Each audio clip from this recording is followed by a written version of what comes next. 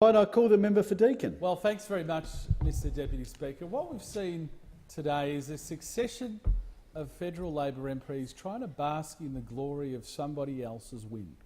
Never before have we seen in this federal parliament any government or opposition trying to take the credit for a state election win or the credit for a state election loss in the way that we see those opposite.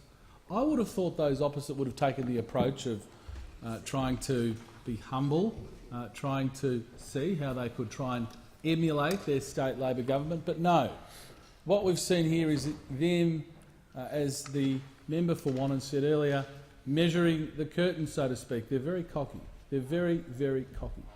But to refer to the member for Macmillan's contribution, there's no doubt that this MPI today is grossly inaccurate, and I won't go through the list of words used to describe it that the member for Macmillan used, but it was a very long list, and it didn't include the word lie because that is against the standing orders, but it was a very long and descriptive list. And if you go through each and every one of the points in this MPI, that the government has cut funding to health and to education and has not invested in infrastructure, it is manifestly incorrect. I mean, the Labor Party have been saying for the better part of 30 years that the Liberal Party has cut health and cut education. I'm surprised there are any hospitals or schools left. If we've supposedly been cutting them for 30 years, God knows how there are any hospitals or schools left. The truth is, every single year that this government has been sitting on this side of the chamber, we have increased our investment into health, into every state and territory, not just Victoria. We've invested each and every year, year on year, growth into schools, year on year. And as the member for Macmillan said, it's not just one sector of education, whether it's public, whether it's the Catholic sector, whether it's the independent sector. We've increased funding to each and every one of those. You can't do that, though. You cannot increase funding year on year, as we have done, if you don't manage the economy properly, manage the budget, because in the end, that's what funds it all. And on this side of the chamber, we don't obsess over managing a strong economy or the budget just for the sake of it, because we're bean counters and we want to ensure that the numbers look good. No. It's the only way that you can deliver outcomes for Australians if you do that. And that's what the Labor Party hasn't learnt, clearly hasn't learnt from their time in opposition.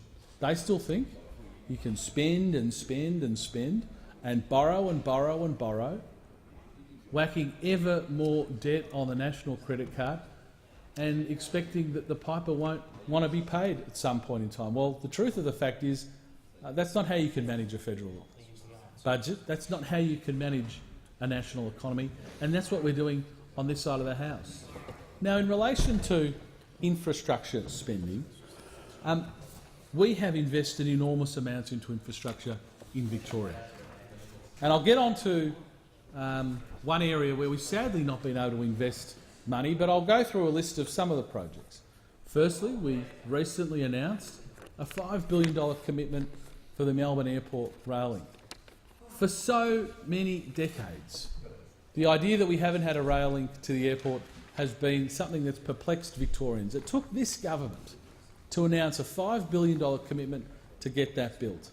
We've committed money for regional rail, $1.6 billion, $475 million for Monash Rail, which the member for Aston spoke about, $225 million for the Frankston to Baxter Rail, a $500 million commitment for the Monash Freeway upgrade, and a $500 million commitment to the M80 Ring Road.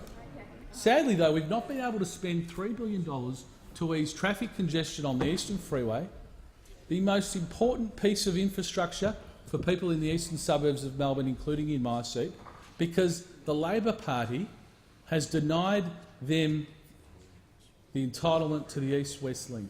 A link from the end of the Eastern Freeway to the Tullamarine Freeway. $3 billion on the table from the federal government. And what did Labor do?